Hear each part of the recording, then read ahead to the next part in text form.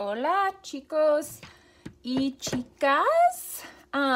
All right, so it's time to color our Oscars, okay?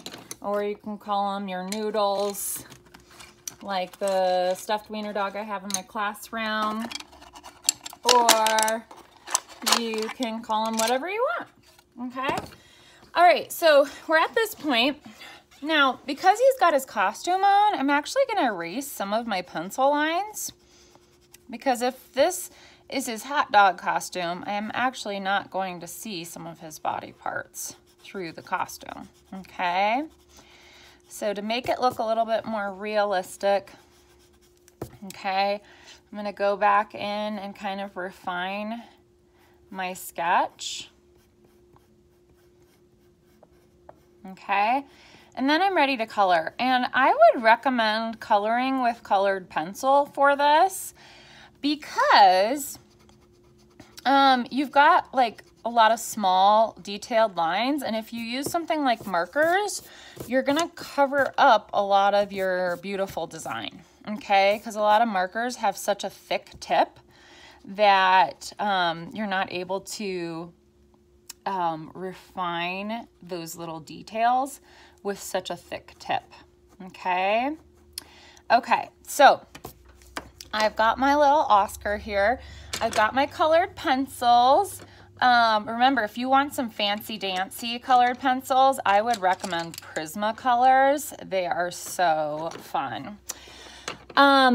Make sure you have a nice sharpened pencil before you begin.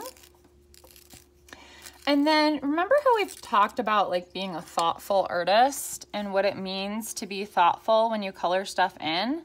Okay, so I want you to be thoughtful. Please don't rush. This should take you the entire class period to finish your wiener dog and your background, okay? And what I like to do with pencil drawings is I actually like to outline my pencil with my colored pencil, and then I go ahead and I shade it in, okay? And that way it kind of gives me a guide of like where I need to stop my pencil, okay? So notice I'm being thoughtful, I'm not rushing. Remember, if you press hard and go over certain areas, you're gonna have really nice dark colored pencil. And if you do it lighter in other areas, like if you don't press as hard or don't go over it as much, then you're gonna have some nice lighter colors. So I've got it all shaded in, and if I want to, I can kind of go back in and press harder. Winnie, stop.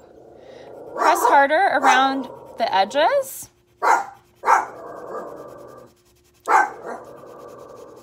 To kind of give it some of that like three-dimensional look with shading. Now, this is not something you have to do, but if you want to challenge yourself, definitely an option, okay?